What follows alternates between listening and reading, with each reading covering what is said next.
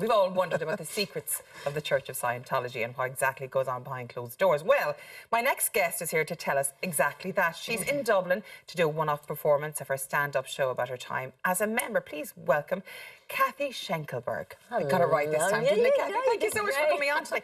So Scientology, it's one of these things that I didn't really know a huge amount about, but for the rumours in Hollywood, and you see all these documentaries Louis through. But how did you get involved in the Church of Scientology in the first place? Oh, I lived in Chicago. I was raised Catholic, but I'm from Nebraska. But I was in Chicago, and I got introduced to it a couple times. But the third time was by an actress who I liked, and I was interviewing for the Peace Corps, and she said, if you want to find a group that helps mankind, this would be the group for you. And I liked her, and I wanted to contribute and give back and do something different. So I started, I started off with smaller classes and stuff. How does it work? Like, how did you go in and, I mean, I know Catholicism is the dominant religion here in Ireland, so you're baptized, and that's how you get your communion, you get your confirmation, blah, blah, blah. But what way does it work in Scientology? Well, the funny thing is they told me that it's non-denominational, because I was raised Catholic, and I'm 7th of 10 children.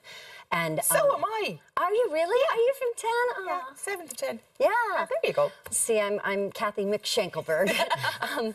So anyway, I got introduced to it in the same way. I just wanted to contribute and do something different. And they said, don't worry, it's non-denominational, so you can practice whatever religion you like. And I thought, good, so I can still be Catholic and do Scientology. But that's really, the further you get in, the more you find out that's not true, because it's another practice. Yeah. So what does it entail? What are the core beliefs? Well, I'll give you some of the phrases, because this is in your experience. Well, I started off with a smaller course. It was $35, and they tell you what's true for you is true for you. Okay, so what's true for me? So when I question something, I have to read what L. Ron Hubbard wrote. Until I believe it to be true. Now, I would question his viewpoint on homosexuality, on sex, on certain things, and I would actually have to reread and clear my misunderstood words until I understood exactly what he meant. And after you're in a room for 4 hours, you're pretty much like, yeah, whatever, let's go, let's move on. Sounds like waterboarding or something. Well, it was waterboarding after a time, but you know what, it was a slow indoctrination, and you know why I'm here is because they opened up a community center. Church of Scientology opened up a community center for the people, and that's really what's happening is they infiltrate, and I was telling, I think it was Rachel, I was telling her that, did you guys see Stranger Things? Yes. Yeah. Okay, so it's not like that big monster thing in Stranger Things, is it? Well, I binged watched the 2nd season, and all I kept thinking is Scientology is the upside down, because it's getting its tentacles. Now, it's saturated in the States. It's been in the UK, it's in Australia. It's been in Ireland for years as well. It's been in Ireland for as long as I can remember being stopped in Abbey Street when I was in college, do this questionnaire, see how you feel. So, I mean, and write this down. So now it's got its tentacles. Now it's at Fur House. Now it just bought a building in Meath. Meath Chronicles did something two days ago. It bought a children's elementary school. They're going to do a rehab center there. You got to understand something, that you go into that community center for their free whatever, you fill out a form, you fill out your address and your email, and you're on a list, and you're in central files. I was telling the guys in the green room, I was at a friend of mine, her house in Pasadena, because I live in Los Angeles. Someone knocked at the door, and it was a woman in a blue uniform who was a staff member of the Church of Scientology. They call them C organization. And she said to Joycey, she said, hey, we haven't seen you. What happened? How can we get you back in? And Joycey said, I left 30 years ago. 30? 30. And they, and I think one of you guys signed up. No, I receive information every single month to my original family home. But you've never done anything, but your name got on a list. But it's coming from America. Right, well. That's my brother lives there and we go all the time, but I never. But it is a church. It's non-denominational. See, that's what bugs it. It's tax exemption. But when it comes to a church, I mean, there's many religions that don't make sense to an awful lot of people, and a lot of religions, if you're not in it yourself, you think it's bonkers. What made you think again, like, how long were you in the church for? And initially, was it a good experience for you? I go like this when I say church. Exactly. But that's what it's called. For the purposes of this show, we call it church, because that's the name of it. So how long were you in it for? I was in it, I got in at early 20s. Yeah. I started lower. I got it all the way to the upper levels where the aliens are introduced. Yeah, Xenu, the evil galactic overlord. You didn't know about him? No, I did not know about Xenu, the evil galactic overlord. Well, we're going to talk about him later. Hey. Over a drink. Yeah. No, I'm joking. So, I told him he has 3 penises, but that is like another show. Okay, lovely. That's nice to know. But is it true the higher you go and the more money you pay for these courses? Yes.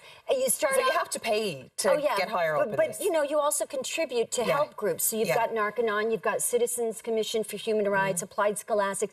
There's all these little offshoots of what is Scientology. They may not say it on the banner, like community center. Yeah. You know, sure, all are welcome, and you can have a bouncy, you know, there's a bouncy ride and all this festivity, but really what they're doing is trying to safeguard the community to Scientology, but they're bringing you into the upside down. We have a thing in Ireland called taking the soup. Back in the olden days in Ireland, in the famine times, they used, if you changed from Catholic to Protestant, they fed you basically. You could not starve, so they called it taking the soup. That sort of So we did have a similar thing, and then churches from time immemorial have been doing things like that to convert people over. Yeah. But I want to know, like, what made you decide to leave, though? So I was in 14 and a half years, and it took me another 5 years to get out. But at that moment, I was starting to see how they were redoing. They were asking for more money. I don't want to use a lot of the terminology, and when if you see my show, I take you through it in 75 minutes flat. You'll understand it. But basically, my daughter, I was at the Celebrity Center in Hollywood, and I told the staff members, I said, look, she's off limits, don't recruit her. And basically, she got in the car and she said, Mommy, they're trying to take me. And I said, what do you mean? She goes, they want me to sign up for this 9.5. And they wanted her to sign up for Sea Org. Well, she'd have to be 8. She says I have to be 18, but if I gave her the signature, she could. And I said, yeah, you know what, I'm done. Yeah. And I was already broke. I was making so much money doing voiceover, and I had a little TV show in Chicago, so I was very successful. And all of that work started drying up, and I had spent all total $983,000 in the church on just under 2 decades. In doing courses to get to another and I also contributed to a group called Superpower. I donated to New Civilization. But here's the deal. When I got out, I found out that all the magazines, because I always asked, why isn't Scientology on the news? Why aren't people, if this is so great, why don't people know about it? And it was all a ruse. Yeah. So anyway, I started, I left quietly, tried to get some money back. I'm still owed money, but I don't want to spend another moment of my life. You know, I already have, what do you call it? You know, PTSD, I'm not trying to downgrade. PTSD could be from a war or a car accident or from a really awful experience. So when I heard that they were infiltrating Ireland, I got my credit card out, bought a ticket, bought some lights, and I'm doing it at the Real Fur House on Ballycullen Drive. Drive. Yeah. This community center is losing business because the Church of Scientology Community Center is taking people and saying, here, you can have I don't know the specifics of that, so I can't actually say that now. I don't know if it's an allegation at this stage. I don't know what the situation with the community center is there at the moment, so until I can verify that, we can't say that. But as far as you're concerned, it's just a scary move, and that's why you came over. You did this show as well in the Edinburgh Festival. I did. I won Pick of the Friends. And how did that go for you? Because basically it's a stand-up. Well, it's not a stand-up comedy. It's a theatrical piece. I'm a musical theater actress, so I wrote a series of vignettes. But it's just you. It's just me on stage. I talk about growing up in Nebraska from a family of 10. I talk about, I do an auditing session. People that see the show say, you know, you didn't bash you don't bash Scientology. We've heard a lot more. I mean, what's her name? Leah Remini. Leah Remini. I mean, she's from those we see in the news all the time at the moment on Netflix. Louis Theroux's documentaries. They film everything. Like, it does sound from the outside looking in quite terrifying.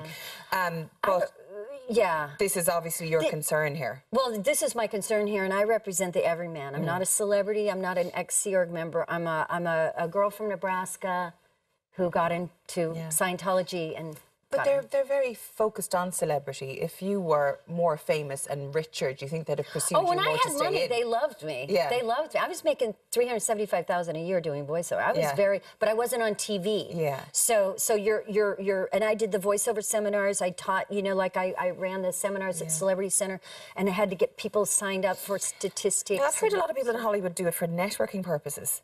Is that true? I think now, but see, when I got in, I didn't have internet. No, I didn't know about that. I mean, I knew John Travolta's sister because we did voiceover together. I've met John. He's nice. I've met other celebrities I have other opinions about, but they don't have to. I don't have to like everybody. I didn't care for Tom Cruise. I'm sorry. Everyone's allowed their own opinion, but you came quite closer than most to Tom Cruise. So in 2004, I was brought in to audition. There's a part of the church called the Golden Era Productions, and they do videos to disseminate Scientology to non-Scientologists, or they do training videos.